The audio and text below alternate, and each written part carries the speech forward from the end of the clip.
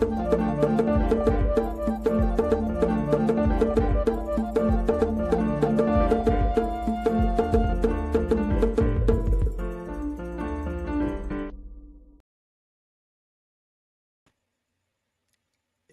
has been such a long time since I've heard that bump, that musical bump. Greetings, and welcome to this Joko conversation, a conversation between me and you. And what I have in mind is to read to you today, tonight, this afternoon, whenever you might be viewing this. I am Brother Youssef, a member of the Joko Collective, a poet, a professor, a brother in the hood, trying to work for human freedom. As always, the Joko likes to acknowledge, makes it a point to acknowledge that we know we do this work in the tradition of and the legacy that has been passed on to us from our ancestors, our specific family ancestors, our African ancestors, our political ancestors in this fight for freedom, for justice, for a more just world. And we always like to acknowledge, and because we think it's important political education as much as anything, that we know we do this work where we are in the unceded lands of the Tongva people in the settler colony of Los Angeles, in the settler colony of California, in the settler colonial state of the United States of America. In a moment, excuse me, that can be and has been described as the United States full-on fascist moment. Something that has been a part of U.S. political culture, popular culture, social culture, if I can put those two words together, forever, really. And there are certainly historical examples that one can look at, but I'm not here to talk about that history as such. But this moment and the way in which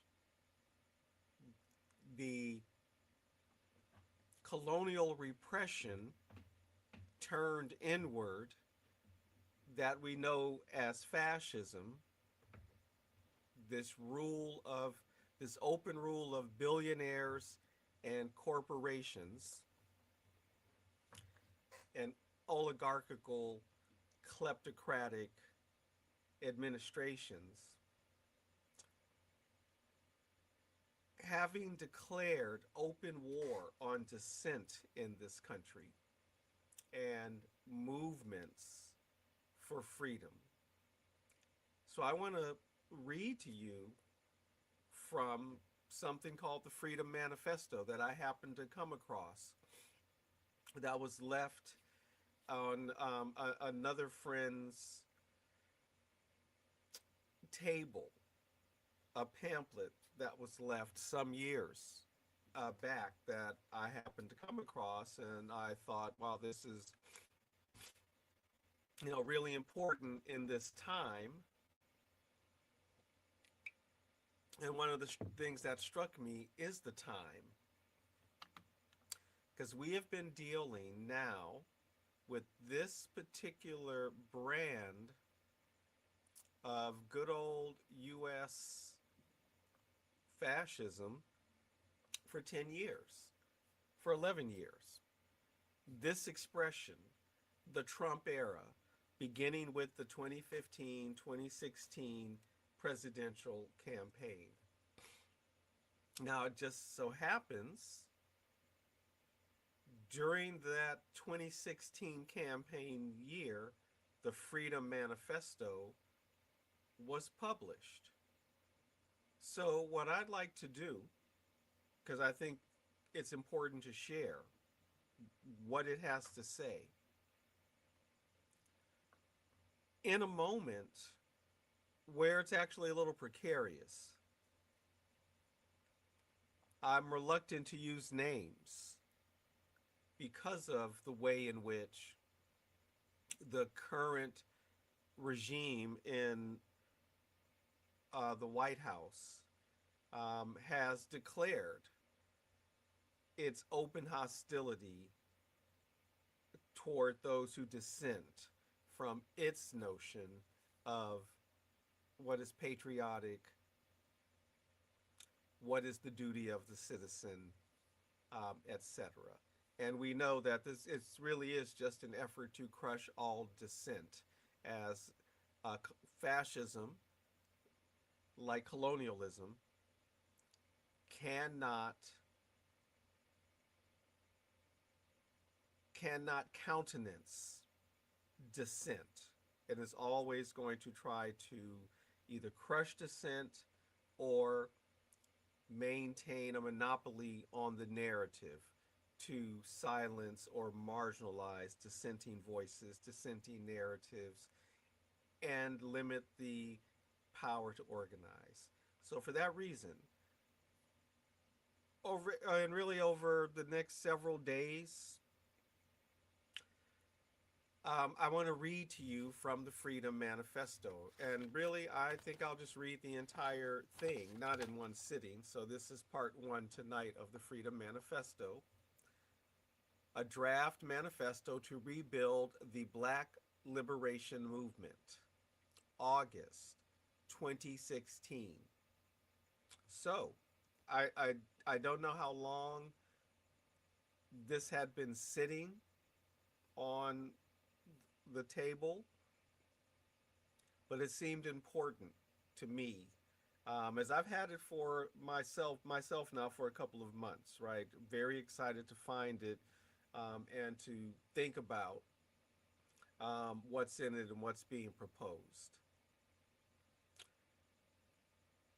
So tonight I want to share with you the preface and the introduction. Let me first read the table of contents. So, preface, and then chapter 1, introduction.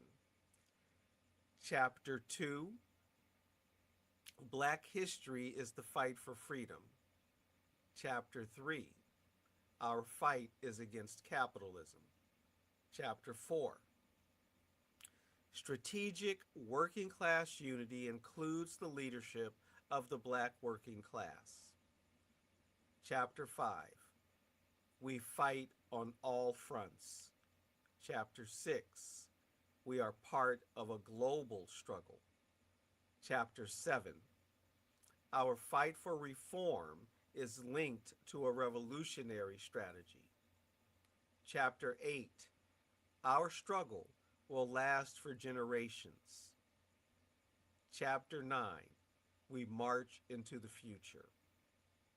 So, over the next several sessions, I will read likely two at a time, right, depending on their length, and they're all about the same length, 2 to 3 pages or so. So let's begin. Preface. The Black Liberation Movement has reawakened militant activists. Excuse me, let me start over. The Black Liberation Movement has reawakened. Militant activists are fighting against police terror, for jobs and a livable wage, for housing for the homeless, against environmental racism, for quality education, for human rights, for our LGBT brothers and sisters, and more. This manifesto is a contribution toward uniting our diverse forces into one mighty movement for Black liberation and the transformation of the entire society. This manifesto is for workers in trade union locals and worker centers, students on campus and in high school, brothers and sisters locked up in the prison camps, activists on all battlefronts in every community. Capitalism stinks and is not the system that we need to lead decent and meaningful lives. Please send suggestions for this document, rewrite it, create your own. The point is to have a revolutionary festival of ideas to advance our consciousness and take our struggle to a much higher level. When we can meet in a National Assembly for Black Liberation, every document can be part of creating one declaration for us all. This manifesto is the work of veterans of 5 decades of struggle and young activists in the current struggles. First came a 2014 version. The Black Left Unity Network revised it in 2015. Now, in 2016, a national Black Left study group, brothers and sisters in 10 cities, studied both versions for 10 months and offer this revision.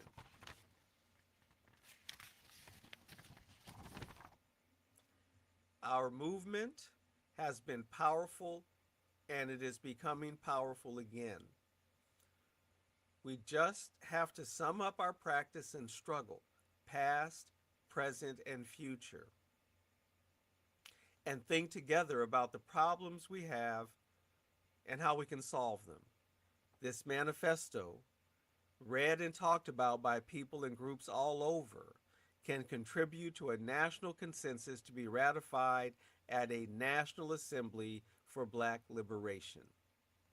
So there's your preface, laying out what its subject is, where, what its ideology is, or at least giving, a clear indication of that.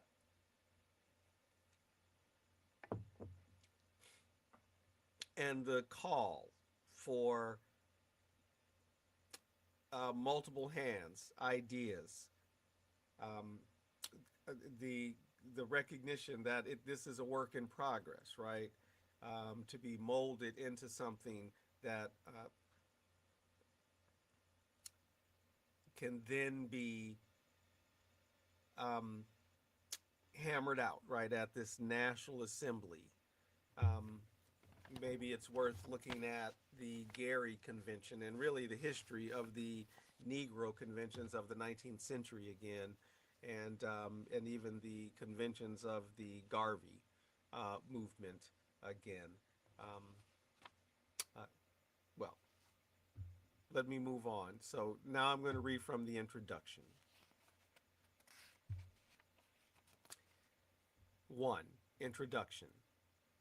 The deep crisis facing Black people requires bold, radical action. We can accept this challenge as individuals and in groups, but the strategic goal must be the rebuilding of a national movement for Black liberation. There are many groups, even those organized nationally are small and scattered. But hundreds of thousands of people see the need for militant fight back. It is time for a great coming together to rebuild our Black liberation movement nationwide. Our fight has always been for freedom. The history of Black people involves every aspect of life, but there has always been a central theme. How can we get free? This means an end to exploitation and oppression. This is a critical starting point for all education and self-consciousness in the Black community. It demonstrates the basic humanity of Black people, the will to live and find ways to improve our lives as a collective, a community, a nation, and I would add to that, a sovereign nation. We build on our Black radical tradition. In order to be a revolutionary, you have to know your history. Our tradition of militant fight back has been anchored in 5 ideological tendencies that are most often woven together in the thought and practice of any person, group, or movement. These 5 are Black liberation theology, Pan Africanism, nationalism, feminism, and socialism. The most recent concentration of ideological debate was in the 1960s and represented in the life, work, and thought of Martin Luther King and Malcolm X. We are rebuilding the Black liberation movement. How can we tell when a national Black liberation movement is underway? When Black liberation activists in every generation have organized national assemblies to unite around a common program. The earliest was the National Negro Convention movement of the 1830s. This unity goes beyond single issues. It grasps the overall character of fighting on all fronts. When a national Black liberation movement is underway, national bodies set policy and coordinate national campaigns of struggle. Major conferences facilitate debate. This leads to consensus and more intense resistance. So, we had the 1967 and 1968 Black Power Conferences, the 1970 Congress of African People, the 1970 Revolutionary People's Convention of the Black Panther Party, the 1972 Gary National Black Assembly, the 1974 Conference of the African Liberation Support Committee, the 1981 National Black Independent Political Party, and the 1998 Chicago launching of the Black Radical Congress. To be revolutionary, we must learn from these advanced gatherings of our national Black liberation movement as milestones of our Black radical tradition. And that is where the introduction ends, the introduction to Freedom Manifesto, in this moment where they are wanting to crack down on dissent, on all of us, certainly an anti-colonial struggle, anti-imperialist struggle, anti-racist struggle, freedom movements, liberation struggles, struggles for equitable distribution of resources, for socialism, for a green future, for a future of tolerance. The current regime has expressly indicated its determination to crack down. So that's why I'm sharing this, to get the word out while the word can be gotten out. So that was part one. I'll be back soon with part two, the next couple of chapters. I hope you liked this video. Please like this video. Help us with the algorithm. Please like this video. Please subscribe. If you have any comments, please add comments to the video. We're happy to respond to them. We appreciate you. We think this is important, so please also share. We've been gone for a really long time. Really didn't mean to be gone that long, but ended up taking an unexpected hiatus, having to do with it being summer, teaching summer school, which I've been doing, and even going on a trip for a family reunion. Happy to be back, and great to be talking to you again. So, again, that's part one of the Freedom Manifesto. One more time, subscribe, please like, please share. And we will be back. I will be back soon with the next couple of chapters. We will be back soon with conversations coming up. This has been Joko Conversations. I am Brother Youssef. Happy to be with you. See you again soon.